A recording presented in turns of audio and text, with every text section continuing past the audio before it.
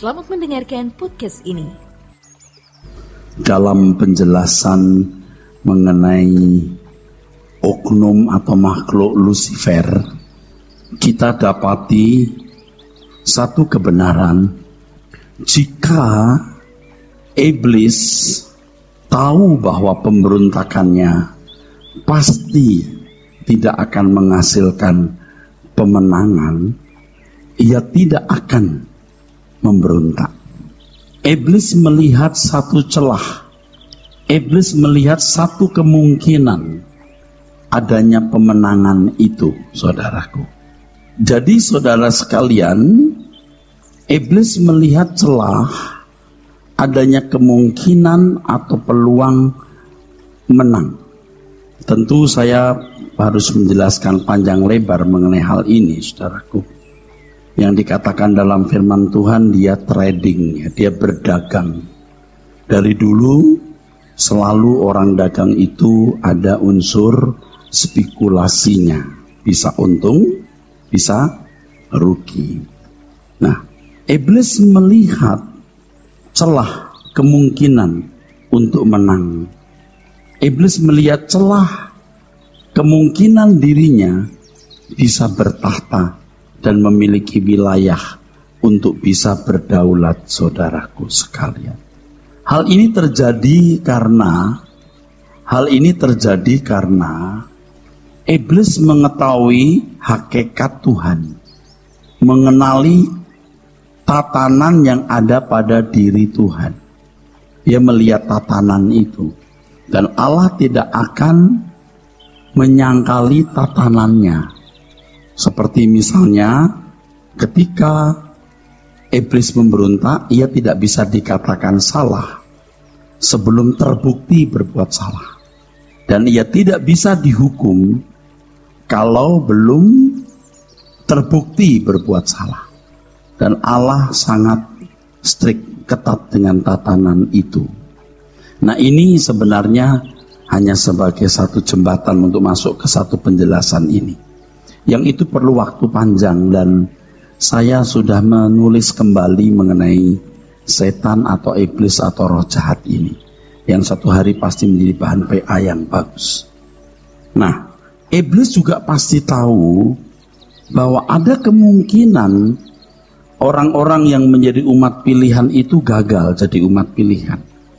Jadi jangan berpikir kalau orang sudah dipilih menjadi umat pilihan, ia pasti selamat atau masuk surga. Memang tidak banyak orang yang dipilih menjadi umat pilihan. Kita yang hidup di zaman perjanjian baru, kita yang mendengar Injil, kita yang sehat jasmani rohani, kita yang diberi Tuhan fasilitas, kita memiliki kesempatan untuk menjadi anak-anak Allah, untuk dikembalikan ke rancangan semula. Nah, orang yang dipilih ini artinya orang yang diberi kesempatan menjadi anak Allah, yang memiliki karunia sulung roh, asal jangan menukar kesulungan seperti Esau. Ya. Iblis tahu ia bisa menggagalkan ini. Kalau iblis tahu bahwa Allah sudah menentukan orang-orang yang pasti selamat dan pasti binasa, dia tidak perlu beroperasi bergerak. Percuma. Tetapi ternyata kita melihat firman Tuhan mengatakan bahwa hati-hati iblis berjalan keliling sama seperti singa yang mengaum dan mencari orang yang dapat ditelannya. Jadi sangatlah keliru kalau Tuhan memilih umat pilihan dan yang terpilih itu pasti akhirnya masuk surga. Sangat keliru. Iblis kalau tahu, dia tidak perlu mencobai kita. Tidak perlu. Udah terpilih kok. Untuk apa? Makanya pemahaman kita itu harus komprehensif. Itulah sebabnya kalau kita bertemu dengan orang yang pemahamannya tidak komprehensif, sebaiknya kita tidak usah debat. Percuma, saudaraku. Saudara yang sudah belajar banyak mengerti ini bisa menyambut dengan mudah. Seperti halnya pandangan yang mengatakan bahwa Tuhan Yesus tidak mungkin jatuh dalam dosa. Kalau betul begitu, Tidak mungkin iblis mencobai. Untuk apa dikatakan dalam segala hal ia disamakan dengan manusia? Mengapa ia sampai stres atau depresi? Peluhnya seperti titik darah. Dengan ratap tangis dia menaikkan doa. Apakah sandiwara itu? Kita harus meredefine, merumuskan kembali banyak ajaran, saudaraku. Buku mengenai keselamatan nanti tebalnya mungkin 400 halaman. Itu sudah akan dicetak hari Selasa atau Senin depan. Hari Sabtu sudah ada. Itu saya kerja siang malam, saudara. Tapi karena hal itu, saya melihat banyak kebenaran lain yang menjadi PR yang harus saya kerjakan. Dan asik sekali, saudaraku. Asik sekali. Kebenaran itu bukan hanya sekedar kita mau ketahui dan kita mau jelaskan, kita mau ajarkan, kita mau khotbahkan. Kebenaran itu harus kita alami. Kita belajar kebenaran itu untuk kita alami. Bukan hanya supaya saya tahu, saya bisa mengkhotbahkan. Nggak menarik. Nggak menarik. Aku tahu untuk ku alami. Oleh sebab itu, saudara, kalau orang mengikut Tuhan Yesus, itu prinsipnya segenap hidup atau tidak usah sama sekali. Menjadi anak Allah itu luar biasa. Sudah selesai, masalah apapun selesai, kecuali dosa dalam diri kita yang harus dikikis. Kalau soal perlindungan, penjagaan Tuhan, jangan ragukan, selesai. Soal kebahagiaan, kesenangan, selesai. Punya Allah sebagai Bapa. Yang belum selesai cuma dosa dalam daging kita. Dan kita harus berjuang itu, saudara. Menjadi anak Allah itu luar biasa. Kalau saudara tidak mengerti kehebatannya, ya saudara pasti belum mengenal kebenaran secara utuh. Oke, kita kembali ke pokok masalah tentang belenggu Tuhan. Kok judulnya aneh ya, belenggu Tuhan. Oh, kita belajar dulu ya. Salah satu bahaya yang tidak disadari dalam kehidupan banyak orang Kristen hari ini adalah terlalu optimis menganggap iblis tidak berdaya lagi. Iblis dianggap sudah kalah sama sekali. Lagu-lagu yang dinyanyikan di banyak gereja hari-hari ini memuat syair-syair yang mengesankan bahwa iblis tidak perlu diwaspadai karena Tuhan Yesus sudah menang. Banyak orang tertipu bahwa sesungguhnya iblis yang cakap dalam strategi berusaha agar orang Kristen memiliki gambaran yang salah mengenai dirinya. Iblis dipahami sebagai sudah lemah dan tidak berdaya sama sekali.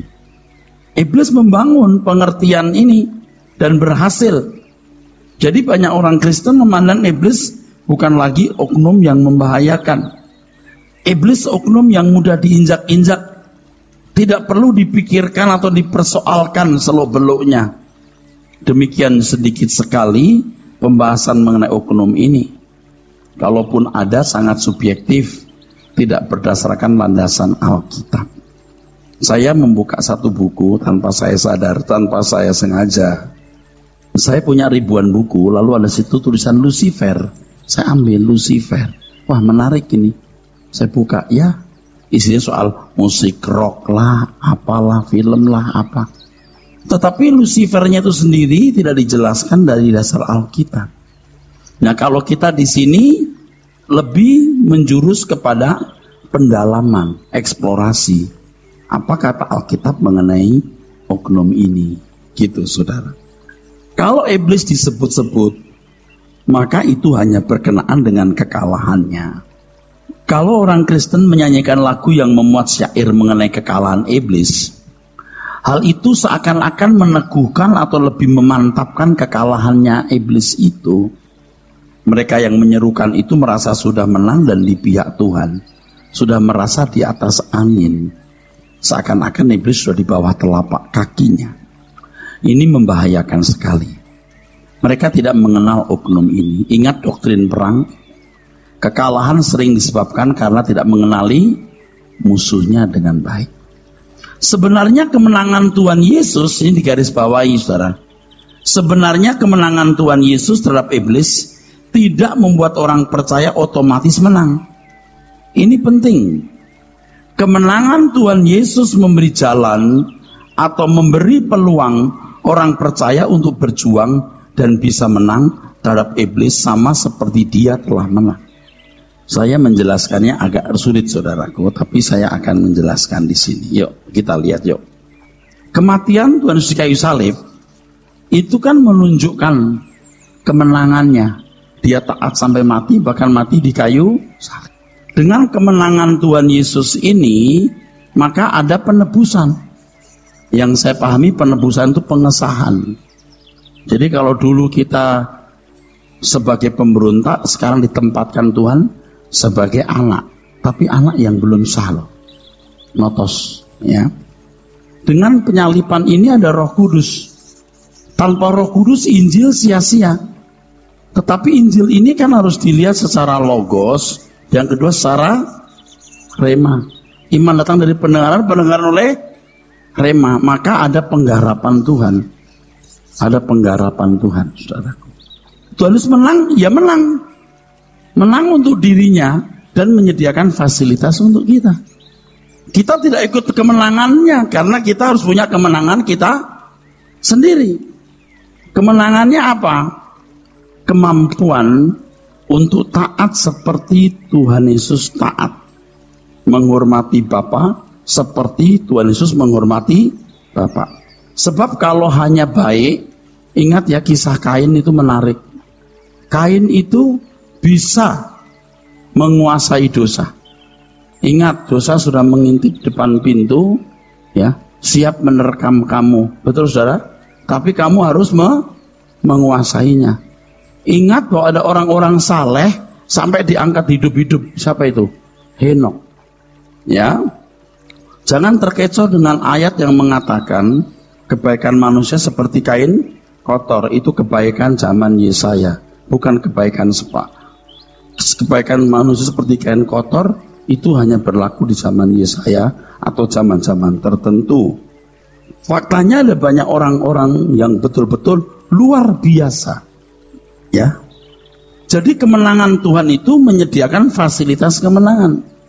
Bukan kemenangan Tuhan menjadi kemenangan kita. Itu salah.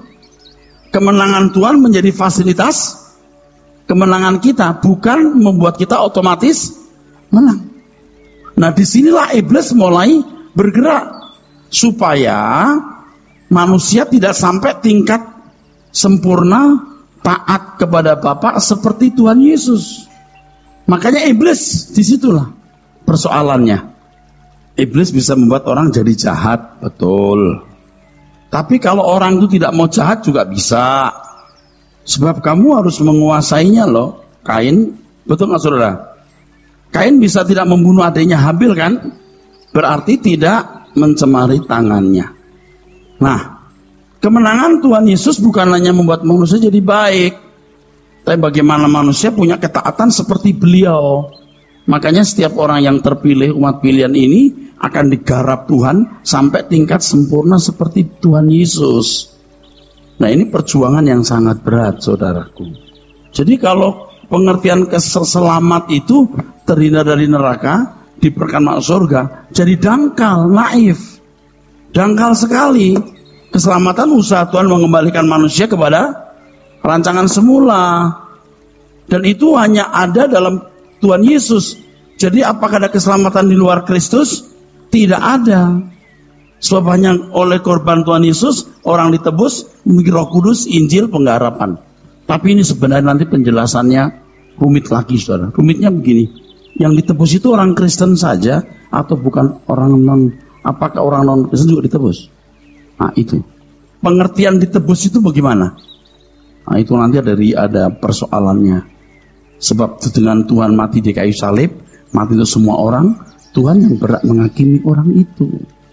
Nah itu nanti ya kita jelaskan ya. Rumit banget saudara. Dulu kan pengertian kita pokoknya di luar Kristen masuk neraka ya. Kerajaan surga itu bukan hanya satu masyarakat. Ada pejabat yang memerintah, ada yang diperintah. Harus tahu. Orang tuh ya suka picik.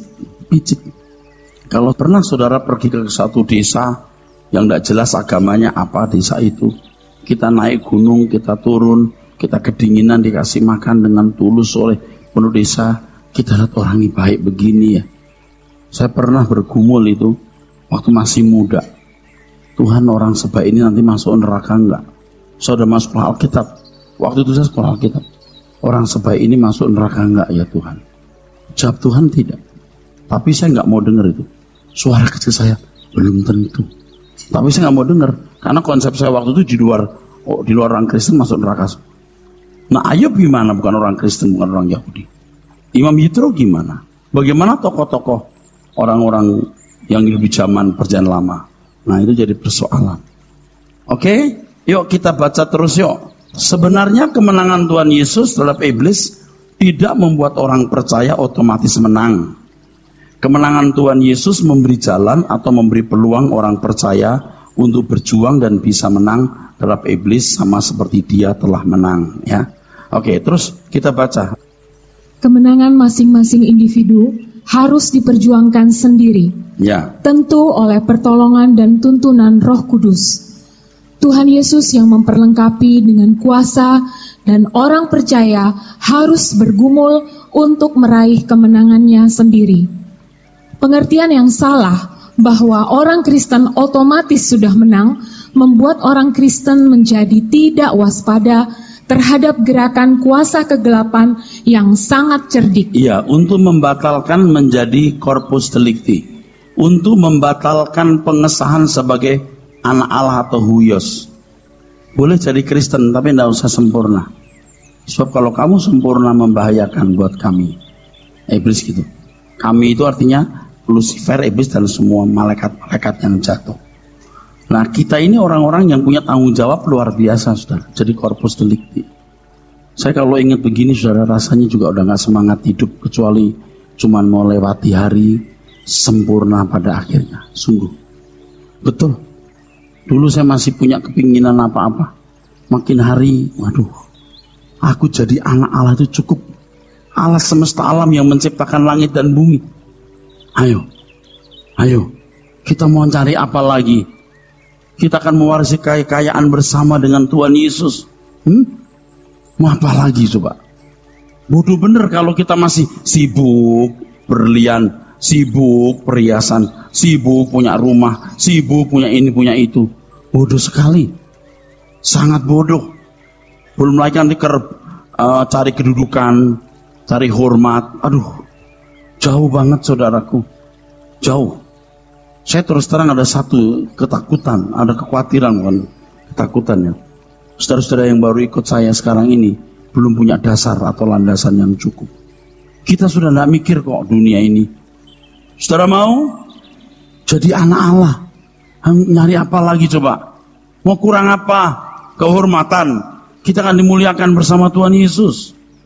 Petrus menyatakan bahwa iblis berjalan keliling sama seperti singa yang mengaum dan mencari orang yang dapat ditelannya. 1 Petrus 5 ayatnya yang ke-8. Dalam tulisan ini, Petrus hendak menunjukkan bahwa bahaya dari iblis masih eksis. Oleh karenanya, orang percaya harus berjaga-jaga dan waspada. Ya, ini kita mesti proklamirkan. Sebab rata-rata gereja merasa karena Tuhan menang, dia ikut menang. Buset dah. Waduh, bagaimana itu bisa gitu? Ku menang bersama Yesus Tuhan. Menangnya gimana? Tapi dulu kita ikut nyanyi itu, saudara. Kita sih tidak mau kontroversi sebenarnya. Jadi banyak musuh atau orang memusuhi kita. Tetapi kalau itu salah ya piye, kita mesti ngasih tahu. Itu salah. Terus ternyata iblis belum knock out, tergeletak tak berdaya seperti gambaran yang sering ditunjukkan sebagian gereja kepada banyak jemaatnya hari ini. Petrus mengatakan bahwa kita harus sadar dan berjaga-jaga sebab lawan kita si iblis berjalan keliling sama seperti singa yang mengaum-ngaum dan mencari orang yang dapat ditelannya. Jadi betapa salahnya kalau ada orang berkata, Allah memilih menentukan orang selamat pas selamat. Betapa salahnya kalau kita menggali kebenaran-kebenaran seperti ini secara komprehensif, saudara. Tidak ada perjuangan yang proporsional kalau orang meyakini keselamatannya hanya pada satu sistematika dogmatika yang dia mengerti, dia akui benar, lalu dia sudah merasa terpilih dan menang. Ini juga tidak bermaksud untuk meneriakkan pakai perang ya, kepada kelompok orang-orang Kristen tertentu. Tapi itu salah sekali. Nanti kita akan belajar lagi terus. Banyak hal yang akan dibukakan Tuhan. Banyak sekali. Saya kira saya sangat tekun, sangat tekun. Sementara saya terbaring tidur, saya buka Alkitab, saya lihat Alkitab, saya hubungkan satu dengan yang lain. Saya terkagum-kagum, saudara. Aduh, kebenaran itu luar biasa. Terus.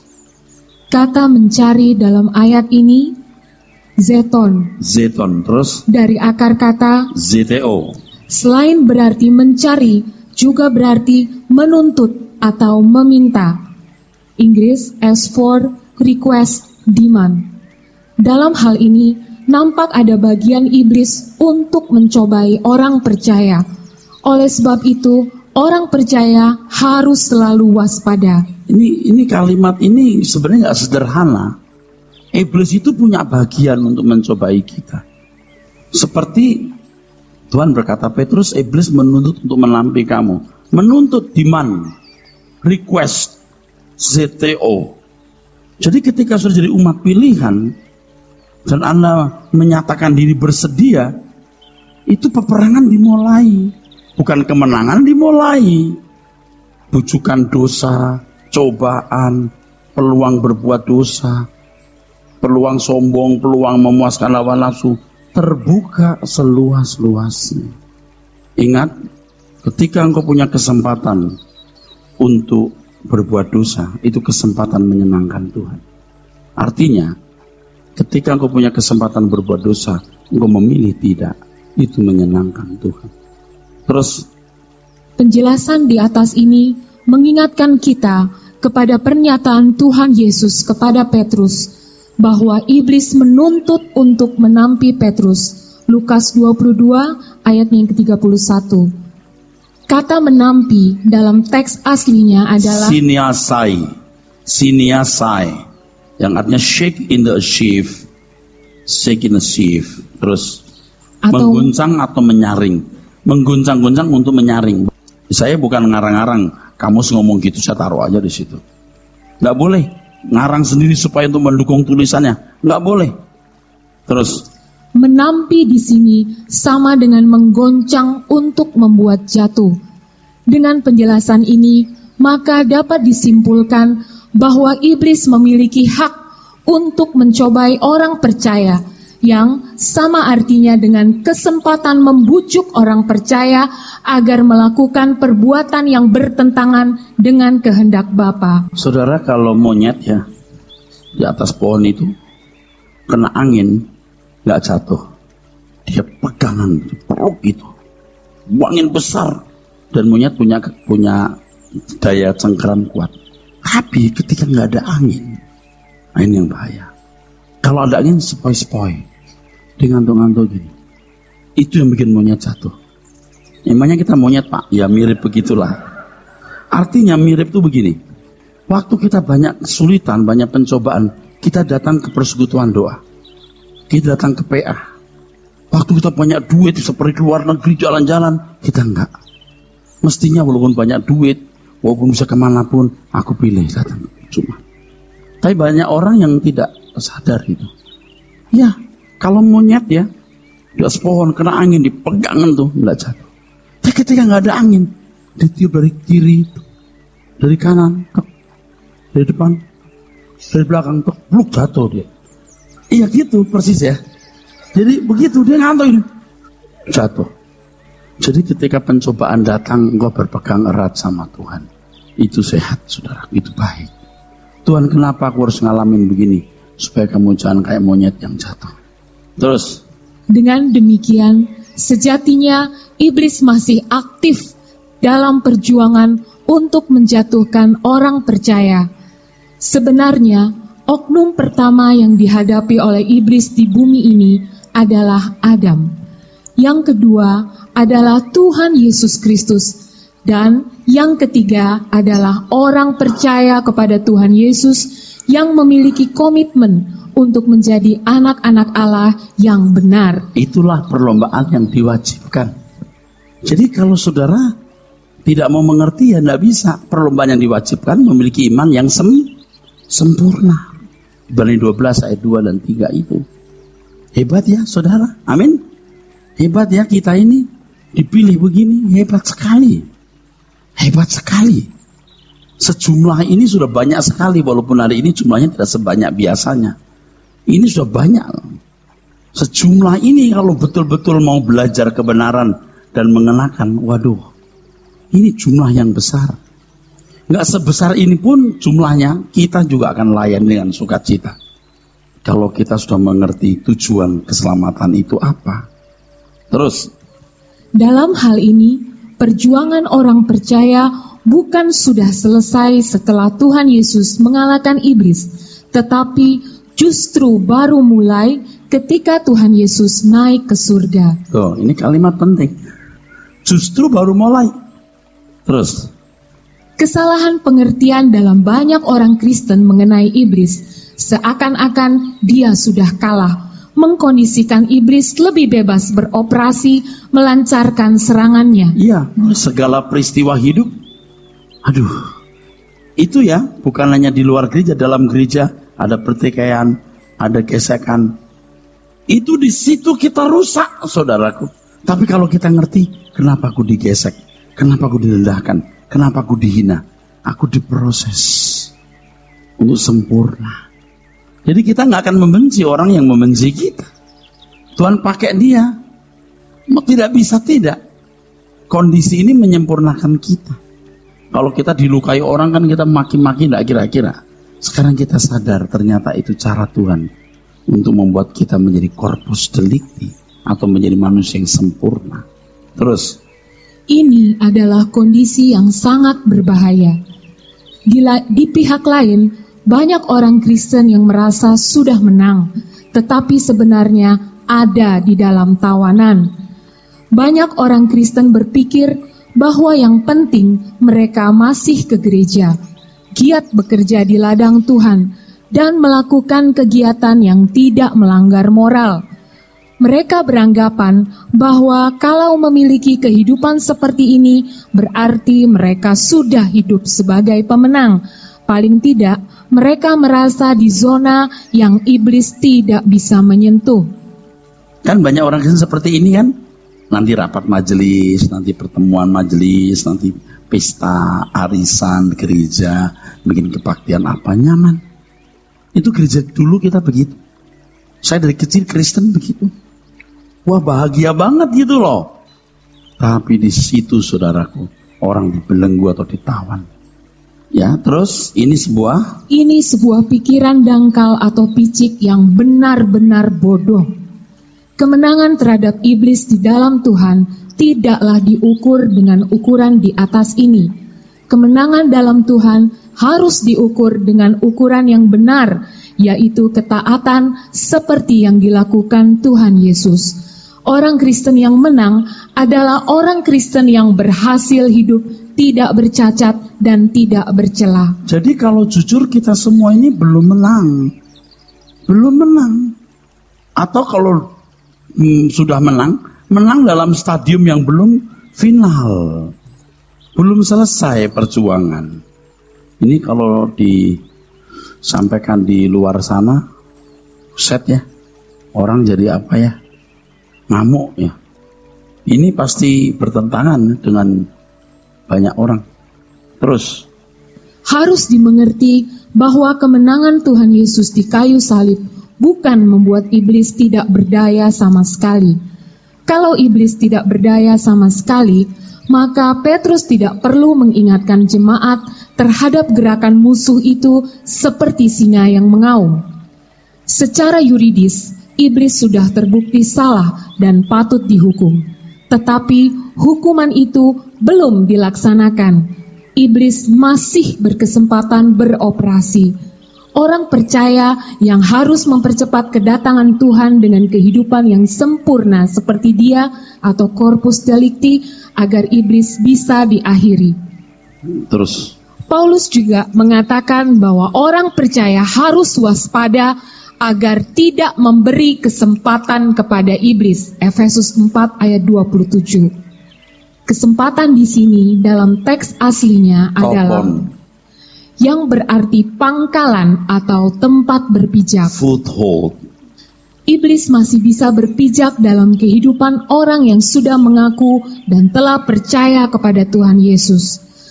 Kalau orang percaya memahami bahwa iblis masih berpotensi besar membinasakan manusia, maka orang percaya akan bersikap lebih waspada untuk berjaga-jaga dengan serius. Jelas ya saudara, ayat-ayat ini jelas, jangan memberi kesempatan kepada iblis. Berarti kan masih ada kesempatan iblis merebut kita dari proses penebusan yang berlangsung. Kita ditebus dari cara hidup kita yang sia-sia, yang kita waris dari nenek moyang. Jadi sebenarnya tidak simpel. Aduh, nggak simpel.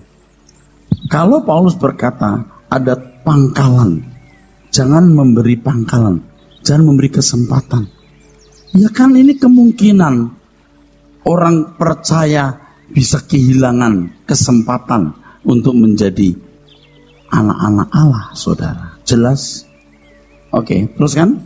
Dalam Matius 12 ayat yang ke-43 sampai 45, Tuhan Yesus menyatakan bahwa bisa terjadi orang yang telah menerima pelepasan dari kuasa kegelapan dapat kembali dikuasai kuasa kegelapan, sehingga keadaannya menjadi lebih buruk.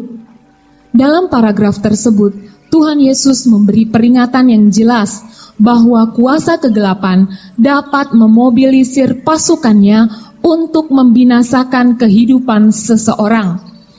Kelepasan yang diberikan Tuhan Yesus menempatkan manusia berkeadaan seperti Adam dan Hawa di Eden. Orang percaya dihadapkan kepada pilihan menjadi anak-anak Allah yang taat seperti Tuhan Yesus atau memberontak seperti Lucifer yang jatuh, iblis. Jadi Bapak Ibu, salib Tuhan ini melahirkan situasi di mana kita seperti Adam. Mungkin Anda berkata, Pak, tapi Adam kan tidak punya benih dosa. Oh iya, tapi jangan lupa Adam tidak memiliki Injil seperti kita. Pasti ada keadilannya di situ. Apakah Adam juga mengalami seperti yang kita alami, Allah bekerja dalam segala hal mendatangkan kebaikan? Pasti ada keadilannya. Sekarang kita memilih menjadi anak Allah atau anak setan. Ini sebuah perjuangan yang kita harus jalani, saudara. Dan hebat sekali kalau kita mendapat anugerah, kesempatan untuk menjadi anak-anak Allah ini. Luar biasa. Makanya kalau kita belajar firman sampai pada taraf tertentu, kita mulai mengerti bahwa sudah cukup sampai di sini. Nggak ada lagi yang besar. Nggak ada yang luar biasa kecuali jadi anak Tuhan. Wah, indah sekali. Ini pilihan yang luar biasa. Anda bisa datang kemari mendengar firman Tuhan, ini pun juga kasih karunia Tuhan. Banyak orang tidak tahu. Mereka nyaman hidup, bahkan tenggelam dengan berbagai hiburan-hiburan dunia. Kasihan, mereka binasa. Kita yang mengerti ini saja mesti bertarung, belum tentu kita menang. Apalagi kalau tidak mengerti, menjadi ceroboh. Jadi begini loh Bapak Ibu ya, ini agak susah dijelaskan. Kalau orang kemasukan setan, kita doakan setan keluar, kan berarti Roh Kudus bekerja dalam dirinya, betul nggak? Tapi orang ini belum tentu loh nanti jadi corpus delicti. Itu ada prosesnya. Sampai titik tertentu, nah baru keselamatan menjadi milik yang pasti. Jadi saudara ini ya belum tentu sudah memenuhi syarat jadi anak Allah. Belum tentu. Anak Allah itu agung sekali, mulia sekali, kualitasnya tinggi sekali. Nah, kalau semua dirumuskan secara sistematis, yang percaya dibenarkan, dimuliakan. Saya kalau bilang konyol, betul nggak sudah? Yang ditentukan selamat, yang ditentukan ini dimuliakan. Gampang bener gitu. Wah, enggak begitu. Ada perjuangan. Tadi kan saya mengucapkan satu kalimat yang belum selesai. Waktu kita naik gunung, kita kesasar, lalu ada keluarga yang lambung kita dengan tulus. Kita bilang, Tuhan, orang kayak begini masuk surga enggak ya? Atau neraka ya? Belum tentu. Waktu itu saya nggak mau dengar. Taunya pokoknya di luar Kristen masuk neraka. Tapi setelah kita belajar firman, belajar kebenaran, kita punya naluri Allah loh. Nah, naluri inilah yang susah dijelaskan ke orang. Bagaimana kita ingin orang selamat, bagaimana kita ingin orang juga betul-betul jadi corpus delicti. Lihat orang sana yang bukan Kristen, bagaimana dia bisa juga masuk dunia akan datang. Sudah di negara yang tidak nyaman ini, bahkan banyak di antara mereka yang hidup di bawah garis kemiskinan, menjadi korban dari angkara murka keserakahan orang-orang kuat yang punya jabatan. Kasihan Tuhan. Aduh, kalau mereka boleh masuk dunia akan datang. Kita mulai aja naluri begitu. Dulu enggak punya naluri begitu. Pokoknya di luar Kristen, masuk neraka. Sekarang beda. Kita nggak bisa menyangkali naluri itu. Wah, saya nggak bisa. Makanya nanti saya akan bikin tema judulnya, apakah ada keselamatan di luar Kristen. Itu juga saya pikirkan baik-baik, karena akan menimbulkan gejolak yang hebat, saudaraku. Tapi nurani kita nggak bisa ditentang. Tuhan itu punya perasaan cinta kepada manusia itu luar biasa. Seperti di dalam buku nanti ada satu bab mengenai kitab kehidupan. Mestinya kan satu buku khusus itu. Saya ambil sedikit saja. Menurut yang saya pahami, semua nama tertulis dalam kitab kehidupan. Nggak ada nama yang tidak tertulis. Karena Tuhan tidak menghendaki seorang pun binasa. Tapi ada ayat yang mengatakan, ada orang yang tidak pernah tertulis namanya dalam kitab kehidupan. Juga ada ayat yang lain dalam kitab kehidupan sebelum dunia dijadikan. Memang nggak pernah ditulis. Lihat konteksnya, selalu berkaitan dengan binatang itu. Jika disebut selalu berkaitan dengan binatang, apa itu binatang? Antikris. Siapa itu antikris? Nah, udah susah saya menjelaskan. Jadi ada orang-orang yang sudah ditentukan untuk ditawan. Itu ayat berikutnya, ditentukan untuk ditawan. Jadi tidak mungkin jadi corpus delicti. Tidak mungkin tertulis dalam kitab kehidupan anak domba. Sebenarnya kitab kehidupan anak domba, kitab kehidupan itu tidak bisa dibedakan sebenarnya. Atau nggak boleh dibedakan. Tapi kalau ada istilah kitab kehidupan anak domba, pasti bukan tanpa alasan. Ini maksudnya orang-orang yang berkesempatan menjadi orang-orang yang akan dimuliakan bersama Tuhan Yesus. Dan tidak semua orang punya kesempatan itu. Amin. Maka tidak pernah tertulis dalam kitab kehidupan anak domba. Kan ada orang yang kritik saya di internet kan. Yes. Ya udah usah ngomong. You nggak dengerin saya ngomong lengkap. Nggak usah ditanggapi. Masa sih ada ayat jelas mengatakan tidak pernah terus dalam kitab kehidupan sejak sebelum dunia dijadikan. Kok bilang semua nama tertulis? Lihat penjelasan saya dulu. Makanya kita harus meredefine. Banyak ayat mesti didefinisi ulang. Kita kalau sudah boleh menjadi umat pilihan, luar biasa. Kita tercantum dalam kitab kehidupan anak domba. Tetapi kalau kita gagal, tetap dihapus. Masuk neraka Pak? Enggak. Mungkin masuk kitab kehidupan saja. Oke, teruskan. Dalam Efesus 4 ayat 17, ya. Paulus juga mengingatkan bahwa ada kemungkinan orang-orang yang telah mengenal Allah bisa hidup lagi sama seperti orang-orang yang tidak mengenal Allah. Harus disadari bahwa iblis masih memiliki peluang untuk merebut manusia agar menjadi miliknya, supaya suatu hari nanti mereka bisa bersama menghuni kerajaan kegelapan. Oleh karena situasi yang membahayakan ini, maka Tuhan Yesus berdoa untuk murid-muridnya agar Bapa melindungi dari yang jahat. Yohanes 17 ayat 13-17. Terus? Tentu doa ini masih berlaku bagi kita sekarang, bahwa kita harus memberi diri hidup dalam tuntunan Bapa di surga. Oke. Bapak Ibu, ini masalahnya di sini. Masalahnya begini Bapak Ibu. Kalau ini sempurna ya, pertumbuhan sampai titik di mana dia tidak balik, point of no return, titik tidak balik ini loh, tidak akan balik lagi. Dia akan terus bertumbuh. Ini misteri di sini. Di sini kan ada orang-orang Kristen yang pendeta segala macam tuh banyak di sini. Tapi belum sampai titik di mana keselamatan menjadi milik yang pasti. Jadi iblis itu berjuang mati-matian di situ. Kalau tidak iblis gagal mencegah orang menjadi corpus delicti, dia cukup mencegah dia, cukup memenjara dia jadi orang baik di sini. Ku menang di sini. Kau belum menang.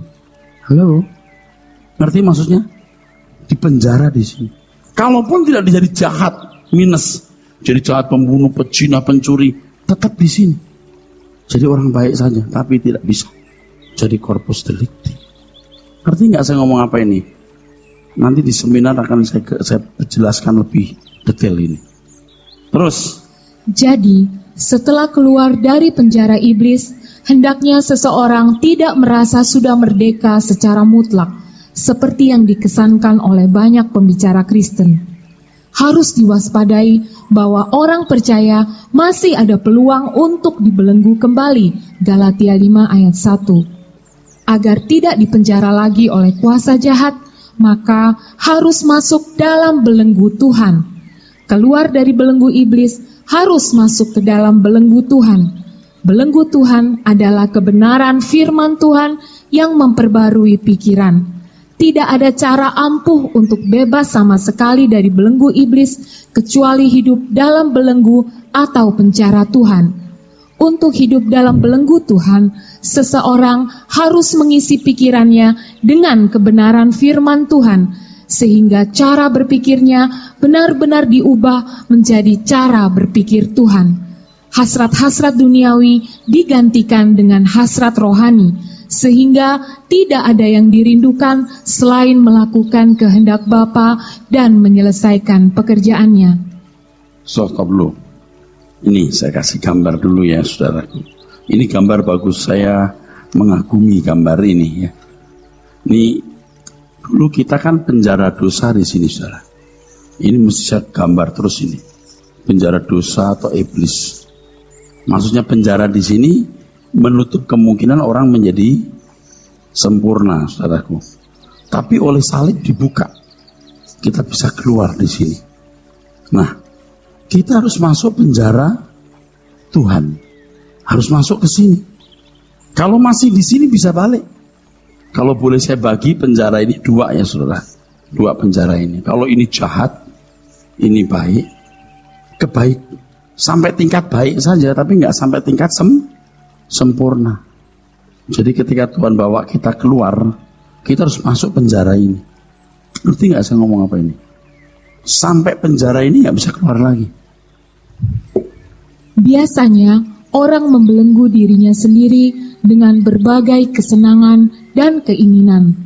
Orang-orang seperti ini masih berpotensi menyia-nyiakan keselamatan yang Tuhan sediakan dan tawarkan. Bagi mereka, keselamatan belum menjadi milik dan pengharapan yang pasti. Mereka juga belum memiliki hak penuh masuk kerajaan surga. Belum. Biasanya juga belum lahir baru. Belum lahir baru. Jangan heran kalau ada orang Kristen yang rajin ke gereja, aktivis bahkan pendeta, belum lahir baru.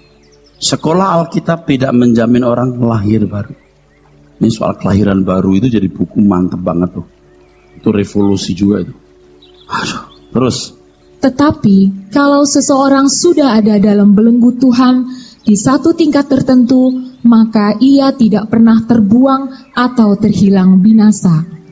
Orang yang ada dalam belenggu atau penjara Tuhan adalah orang-orang yang tidak lagi mencari kesenangan bagi dirinya sendiri, tetapi segala sesuatu yang dilakukan hanya untuk menyenangkan dan memuaskan hati Tuhan. Dalam hal ini harus ditegaskan bahwa Tuhan tidak memaksa seseorang untuk dibelenggu olehnya. tetapi dengan kehendak bebasnya seseorang memberi diri dibelenggu oleh Tuhan. Ya, ini bicara mengenai kehendak bebas, ya kan? Jadi orang punya kebebasan apakah dia mau dibelenggu oleh dunia atau dibelenggu oleh Tuhan. Orang yang sekarang ini kalau nggak pakai tas branded nggak mantep, kalau belum punya kendaraan belum bahagia, itu orang terbelenggu. Itu orang terbelenggu. Kalau duitnya nggak banyak dia nggak bahagia, orang terbelenggu. Itulah cara iblis mendesak orang untuk menyembah dirinya. Tapi kalau ngomong begini kan udah sok amat, Pak. Ya, memang begitu. Memang begitu. Oke.